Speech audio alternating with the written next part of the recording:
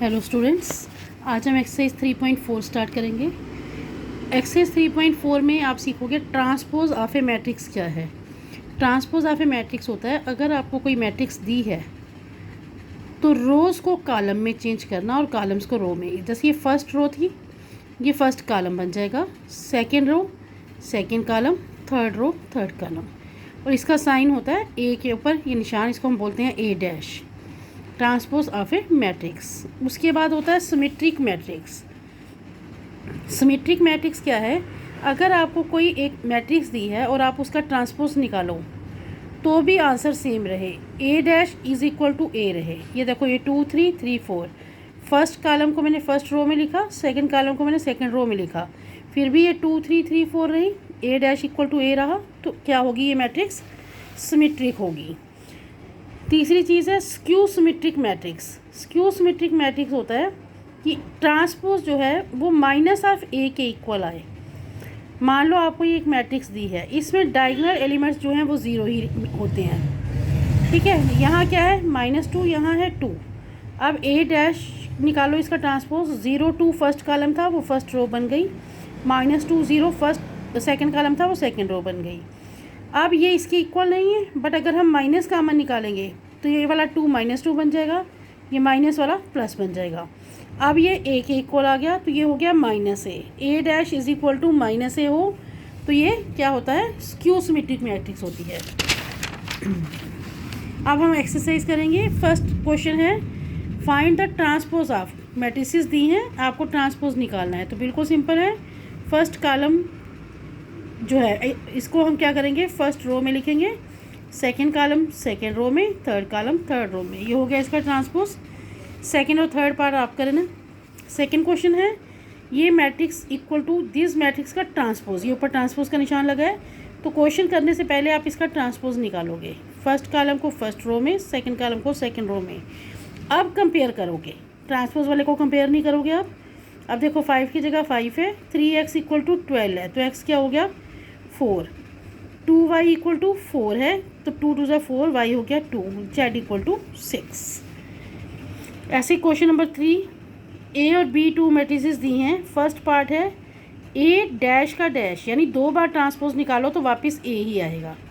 हम पहले ब्रैकेट के अंदर वाला ए डैश निकालते हैं, रोज़ को कॉलम्स में चेंज कर लिया, फिर इसका दोबारा ट्रांसपोज निकालना है, फिर रोज़ को कॉलम्स में चेंज कर लो, तो ये क्या आएगा? वापस जो ए दिया था वही आ गया, इक्वल टू ए आ गया, तो ए डैश का डैश इक्वल टू ए हो गया। Second part, A plus B का transpose is equal to A transpose plus B transpose. Left hand side लो, ब्रैकेट के अंदर वाला सॉल्व करो, ए प्लस बी, तो पहले इन दोनों मैट्रिसेस को हमने प्लस कर लिया, फिर इसका ट्रांसपोज निकालना है, तो first row first column, second row second column. ये हो गई left hand side. Right hand side में ब्रैकेट नहीं है, दोनों का अलग अलग ट्रांसपोज है, तो दोनों का हमने अलग अलग ट्रांसपोज निकाला, उसके बाद प्लस किया, तो हमने देखा दोनों का आंसर सेम आया है, इसलिए ए प्लस बी का dash is equal to A dash plus B dash. Third part है के बी का dash equal to K B dash. एक बार के कांस्टेंट है ब्रैकेट के अंदर, एक बार बाहर है बी डैश के साथ मल्टीप्लाई। तो पहले मैंने राइट हैंड साइड ले लिया, आप कोई भी साइड पहले ले सकते हो।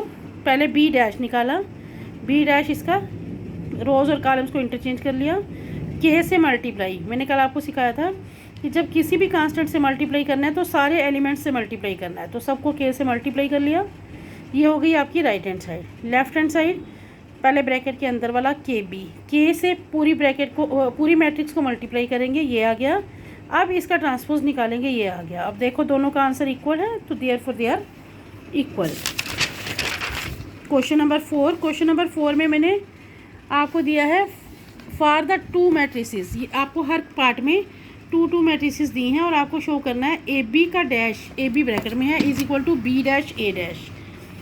तो मैंने थर्ड पार्ट करके दिया है ए और बी।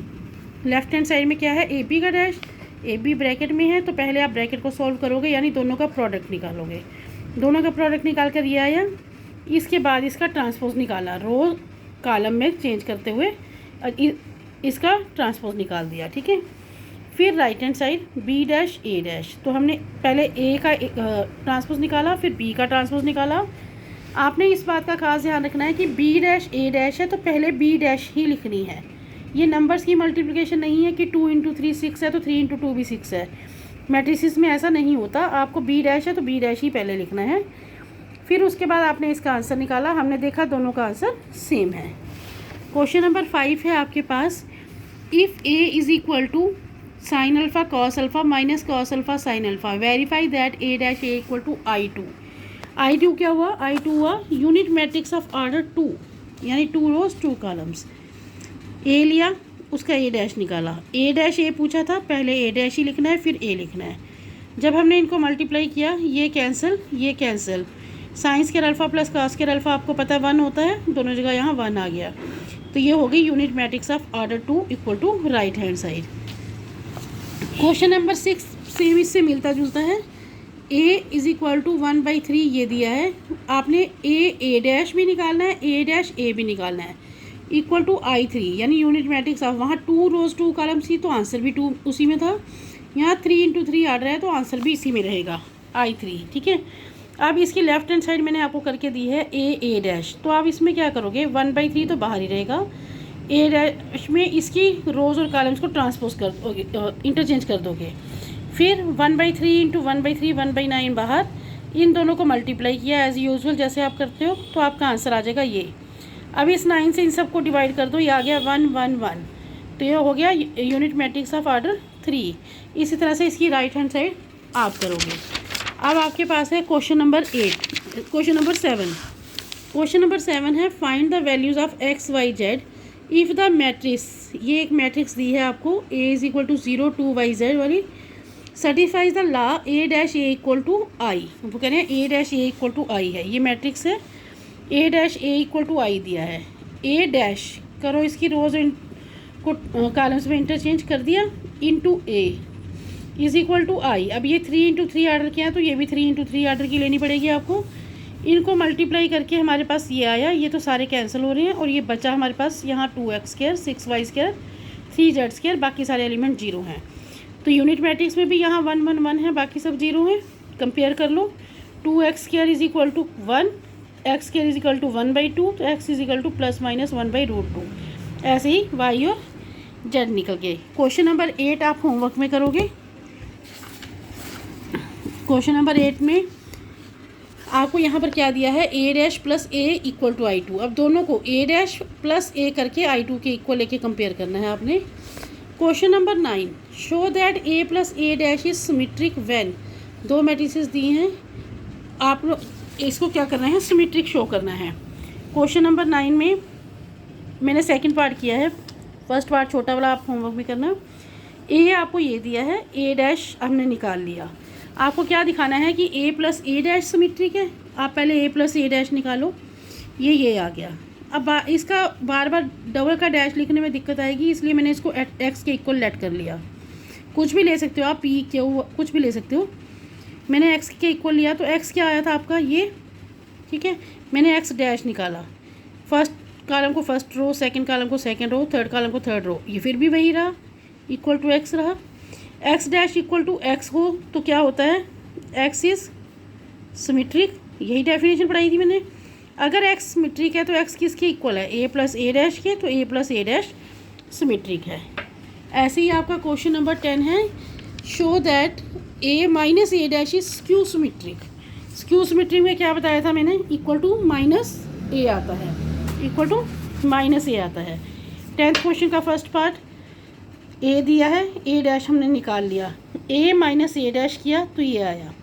अब फिर मैंने इसको x ले लिया, x अगर ये है तो x डैश निकालो, x डैश में first column first row, second column second row, but ये इसके इक्वल नहीं है, हमने माइनस का में निकाला तो माइनस वाला प्लस का बन गया, प्लस वाला माइनस का बन गया। अब माइनस बाहर और ये x के इक्वल है, x dash equal to minus x, तो क्या हो गया, x is skew symmetric, x skew symmetric है तो x किसके इक्वल लिया था आपने, a माइनस a डैश के, तो a माइनस a डैश जो है वो स्क्यू सिमेट्रिक है। उसके बाद है आपका क्वेश्चन नंबर 11। क्वेश्चन नंबर 11 में है, a आपको ये दिया है एक मैट्रिक्स, आपने शो करना है a डैश और a डैश a दोनों सिमेट्रिक हैं। a डैश में हम क्या करेंगे a को पहले रखेंगे, a डैश को बाद में रखेंगे, इसको मल्टीप्लाई किया तो ये आया, ठीक है। ये मल्टीप्लाई करने के बाद आने के बाद एक्स ले लिया हमने इसको, जैसे हम पिछले क्वेश्चन में ले रहे थे। इसका ट्रांसपोज निकाल के देखा हमने, ये इसके सेम है, इक्वल रहा X dash equal to X, तो ये क्या हो गया, सिमेट्रिक हो गया। इसका ए डैश, ए वाला पार्ट आप खुद ट्राई करोगे। क्वेश्चन नंबर 12 है, for what value of X matrix is skew symmetric. X की क्या वैल्यू हो कि मैट्रिक्स स्क्यू सिमेट्रिक होगी। स्क्यू सिमेट्री का क्या मतलब है, A dash is equal to minus A, यानी ए डैश, इसको करो ट्रांसपोज 0 - 1 एक्स, फर्स्ट कॉलम को फर्स्ट रो में, ये हो गया A dash is equal to minus A. Minus से सारे एलिमेंट्स को मल्टीप्लाई कर दो ऑन कंपेयरिंग।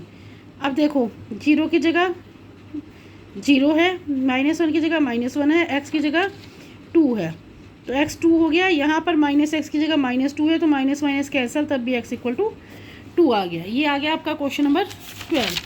क्वेश्चन नंबर 13 जो है, ये इम्पॉर्टेंट क्वेश्चन है, एग्जाम्स में आ जाता है हर बार। Express the following matrices. आपको एक मैट्रिक्स दी है, आपको इसको sum of symmetric and skew symmetric 2 parts में डिवाइड करना है। मैंने इसका फर्स्ट और लास्ट पार्ट किया है, बाकी आप खुद ट्राई करोगे।